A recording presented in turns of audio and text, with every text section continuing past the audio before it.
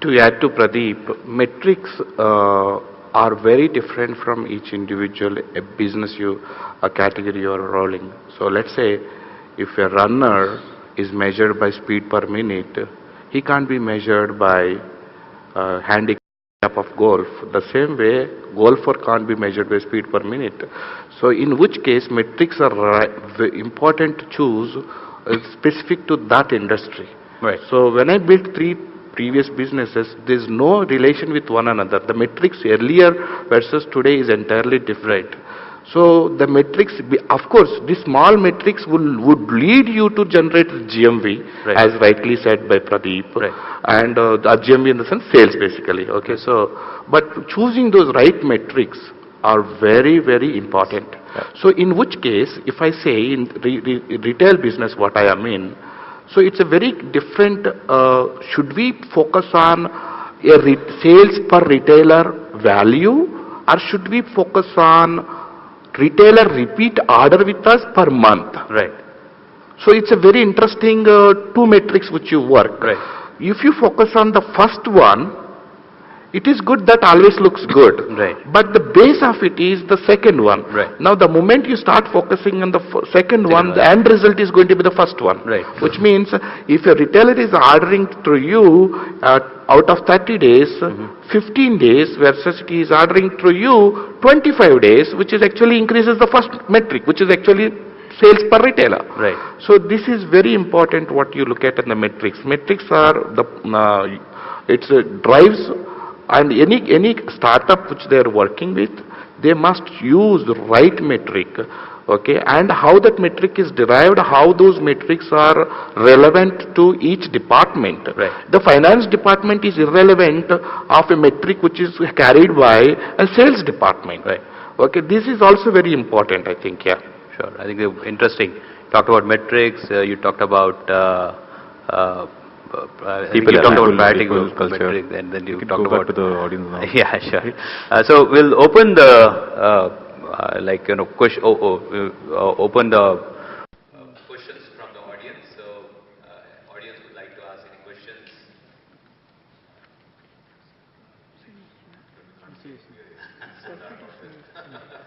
So any questions from audience? I hope you're listening to us. Yes. Am I audible? Yeah. Do you have a mic with you? No, I don't. I think you can just distribute this mic. The best part about this lights come over here. Yeah, I think the best part about this lights is we don't even know if we are sleeping there. Because we can go on speaking all day. It's all dark out there, kind of. I think someone who wants to ask questions can come in the forward. We can just harden to the mic. Okay. Yes, okay. We can probably on the lights for the audience.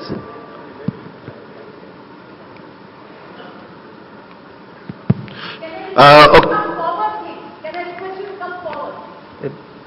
Not required, actually. Perfect. That would do. Yes. So I run a telecom auditing analytics company. My problem is that we are unique in our business. In India, we are probably the only ones who are doing telecom analytics for companies in the United States. So the problem is hiring, finding people who match our expectations, who are able to do the job. And the second problem is scaling up. With limited resources, it is difficult to scale up without getting into alliances. And if you get into alliances, the revenues shrink because you have to pay the, what is the appropriate mix, whether to approach direct customers or, invest into marketing or maybe start building bigger alliances. Okay, so basically the question is whether you have to focus on alliances. Basically, direct how do I scale up? Do I, focus more on alliances? Okay. For a company that has a niche market. Understand. So more on alliances or direct marketing. Direct customers. Yeah, I can answer that. Please. I can actually use my current example of my company, Goose Technology. We are also in a very niche space. It's in a pharma compliance space for regulatory and label artworks. And when you want to sell internationally, it To hire a person in United States, a good salesperson will cost at least $150,000 a year, and then again his expenses of travel and stay all over the country, and you still don't know whether you'll get any clients from him or not. And in our case, the cost, the cycle time to close a sale was minimum 3 months and can go up to beyond 6 months. It was really expensive and all like. So to answer your question, so what we did was, I always believe in research. So first of all, I did a research of all my competitors in the world who are almost in the same space, are selling to the clients of what I need and all like. And we find out the people who left those companies, and then we get in touch with them, writing in the LinkedIn or emails or whatever it is, and see if they can come to us on a commission basis so that we can gain from the experience at a very fast pace. It takes around 6 months. It is not like overnight journey. It takes a lot of effort, lot of time. I myself would have spoken to at least 15, 20 people, and today I have 3 resellers, and I don't pay any money from the thing. And the way I had done the deal is, it is a diminishing returns commission over a period of 3 years. And 4th year, they get nothing for the same contract. So you basically, you get a chance to build your company by giving away decent commissions. And then once you are on your own foot, you can now build up your own team and start doing it after 3-4 years down the road. So you actually should use Alliance because it's one of the fastest way of entering the the industry and all that. And also use, IBM has a startup program, many corporate has startup program, and we use that to our full advantage to get visibility at a fastest pace in the world. So I hope that will answer that question for you. I have a comment. So I won't talk about the scaling up because he did. But you know what you mentioned about being unique? There are no more unique companies in this world. Okay, unless you're coming up with the next driverless car that's going to fly and also drive on the ground. There are no unique models in this world, right? I'm sure you will be able to find talent if you stop thinking that you are the only one in this planet that is doing this, right? And you should also look at you should basically find out what is the real skill that is required. You don't need expertise and experience to actually get a person to perform better. In my entire career, whenever I was surrounded by a team that came from another organization which didn't have any experience of this industry, they actually performed better. Absolutely. You know, so please open your mind and look at all industries. For example, in a month from now, we're going to be doing a fintech accelerator for a large bank. We've never done a fintech accelerator. And I told them this, is how do you demystify, bankers think that banks are very different from anything else.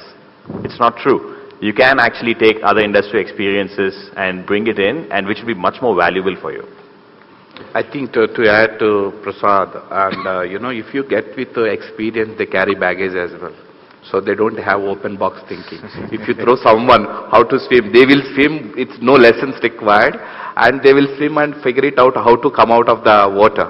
Okay, so I think that's better. And when you say uniqueness, there is no company in the world, as he rightly said, uniqueness. If you are only alone doing, that means that requirement is not bought by another one, or some other one is not seen that as a gap. So that means you must think about, before you saying it's unique, it's basically there may be other providers who are providing similar solutions, maybe not exactly the way you are doing it. I think that's the way to look at it, yeah. Thanks. One more. Yeah, go ahead. One more. My question is to Mr. Krishna. You mentioned something about... Can you come in the front, please? I think... Can I take in the meantime? Okay, go ahead. Sorry. Hi, good morning. My name is Kannan. I'm into manufacturing of windows and doors. It's a 2.5-year-old enterprise. Manufacturing of windows and doors. Windows and doors. Windows and doors. Okay. Not the IT windows. It's the regular windows and doors. It's a real business. Real business. It's a 2.5-year-old enterprise. As I was in the same industry for a long time, so I started my own. As it goes by anybody, the first order was very important, and I started accepting the orders as and when they came. So fortunately, we grew pretty well. But over a period of time, it so happened that I also built up the infrastructure accordingly. But over a period of time, the need has come now that where I should shift from the mass to the specifics type, right? So wherein it's going to be slightly premium and all that. When I do that, if I'm going to take this trade-off between the mass and the specifics, then I already have built up an enterprise which is big, which is in terms of infrastructure is high. I'm at this stage today whether I should jump into this or that, because there is an ocean there in terms of competition. There are hundreds of people there, but there are 10 people who are doing some specific things. So I would like to be one among the 10. So the trade-off now is, how do I shift? At the same time, how do I fund this kind of new thing that I go up? I hope I'm clear on this. Okay, I think I'll take up this question. Yeah. As an entrepreneur, this is very candid answer from my side. It's not you going to do what we tell to do or what anyone advises to do. It's your heart which says which is the value, which is profitable. And when you're shifting from one another, if the first business is feeding the second business, I think you should continue to do that. If you see the second business is going to be the great value, which is over the time, the funding. The first business will be feeding the second business, so it's a funding wise. And without losing the focus there as well, that is one way. And other second thing is, okay, again, you have to do one thing, right? If you see that great value you're going to create from or the business which you're going to invest time and money, and you focus on that, and you have to work out a way where that business, first business, continue to fund this without any scaling up, without any problem, basically. Well, you can scale up. I think to give you a clear answer, what your heart says, where you wanted to go, you got the answer. Nor me or any one of these panelists. That's a lovely way of putting it. I know there are so many of us wanting to ask questions out here, but we are really running short of time. May I request all the participants, you can ask your questions over tea. Will that be fine? May I request you to ask your questions over tea? You will get an opportunity to rub shoulders with this August panelist. So it would be a great opportunity. There's time remaining out in the timer, so maybe just one question. One more question. Someone is Okay. asking please go ahead. Yes. Mr. Krishna, you mentioned something about My Commitment book in your... Okay. So, could you please help us understand how it helped you to scale This is a book which is given to every employee when he is onboarded in the company. And this book, including my book, okay, it is on my table. While I'm walking, I can see anyone else's book. They can also see my book. It is like, what is that book? It's called My Commitment Towards Building Billion-Dollar Company. That's what the book name it says. It's printed. Okay. It's a dream. If I build a billion-dollar company or not, but I have done something which I wanted to go there. It's not what I wanted to build. It is something, a dream which I had kept, so that same dream is kept in everyone's mind every day morning they come into the office. Okay. Now the question, this is the book which they write every day, and when they're walking out or anyone, in fact, that's a very open book. So what Krishna did today, they have a choice to look at it. And the same way, I can look at what other developer did or other sales guy did who is sitting in the office. It's a just open thing. So, when you ask your kids, what you're going to do today? I'm going to play basketball. You actually created an impression that he is going to play basketball. He will try to play basketball today by evening, whatsoever. If you ask, are you going to complete the math homework? Just ask yourself. Or he himself repeats, I have to do math homework in the morning. He will complete by evening. You don't need to remind him. That's called, it's a human psychology. When you tell what you wanted to do in the morning, he will try to accomplish as much as possible. This is the only instinct which we created the book. I would say it's not because we wanted to explore more opportunity, more things, extract more productivity from them, but inculcating every day something to achieve that is what we incorporated in the organization. Basically, culture of self-motivation. Absolutely. I think it's very clear. Yourself, it's a human psychology basically. One more? Sorry. Okay, yeah, all right. The last question. The last question. Please come. Hello.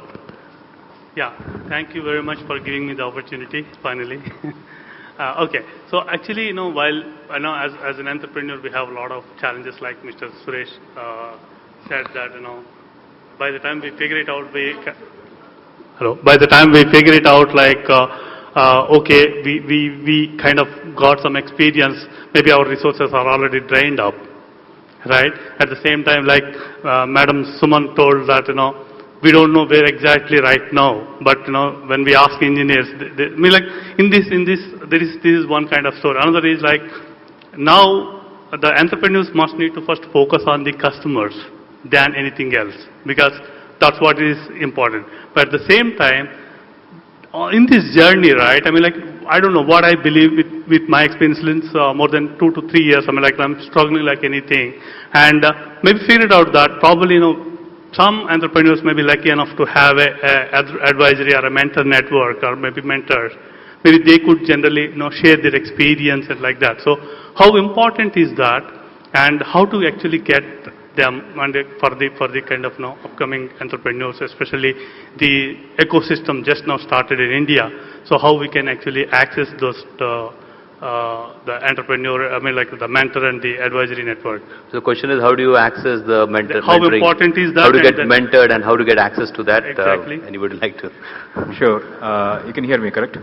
I think I have a few people in the audience here. When I moved to India, and I didn't knew anybody in Hyderabad professionally, and luckily I had some great slightly this one, yeah. Okay. Greatly, I had some great people who advised me to become a member of CII and all like. So we have a CII chairman here, ex-chairman here, and so I became the member of CII. I became the member of NASCOM, and later on I became the member of TIE. Then I became a member of Hyderabad Angels and many other organizations. The reason to become is to understand in my domain of my business who are the other people who are doing the same business and what each individual brings value to me and all like. So my first mentor was, I can use his name, Ranjan Chak. He is an ex-Oracle head, and I met him through one of my friends in Bangalore, and luckily he was based out of Hyderabad and still my mentor even today for my company. So it takes a lot of effort to meet these people and sell your vision, sell your idea, and they actually come to you for no cost. They really come to you with no cost. But they should believe that whatever you're telling them, whatever you're learning from them, you're actually implementing in the company. And you have to go back to them and appraise them that this is what I had done, this is what is the outcome of it. So initially you meet them often, then as the company keeps growing, you meet them once in 3 months. In the current Goose company, I had around 10 advisors and few board members and a couple of good resellers. So and this is a pharma. I'm not a pharma background at all. I went again all over the place, and luckily my neighbor's classmate in USA is the CIO of a very large pharma company. I requested him, please tell him about my background so that he'll agree to become my advisor. And fortunately, we connected very well in the first call, and he's on my board he's an advisory board. So it takes a huge amount of effort, but you have to do that. You don't have an option for that. I'm sure Prasad can keep on talking about that. That's okay. Go ahead. Yeah, I want to talk. yeah, just a minute. Just a few seconds, sir. Okay, about picking a mentor is very important. At the same time, you don't expect him to solve all the puzzle for you. If at all, any time you're picking a mentor, first of all, think like this. While I duly respect those mentors who come from corporate background, who sits in IIMs of strategy sessions and created strategy sessions, and at the startup level, you better pick up an entrepreneur who went through the journey ups and downs. And the second type of mentor which you should choose to be is the mentor who questions you, not to give answers. If the mentor is giving you answers as well as solutions, you actually anchored. But the mentor is giving you questions and to think about it while allowing you to solve the puzzle. That's where you should choose from. Just one more valid point. Be careful of mentors who are asking you for upfront equity. Yeah, that's right. If they really believe in your dream, they're going to put investment first and then mentor. So I don't have any mentor on my platform who is not invested with me. Okay, so be careful of that. Great. Thank you. Thank you.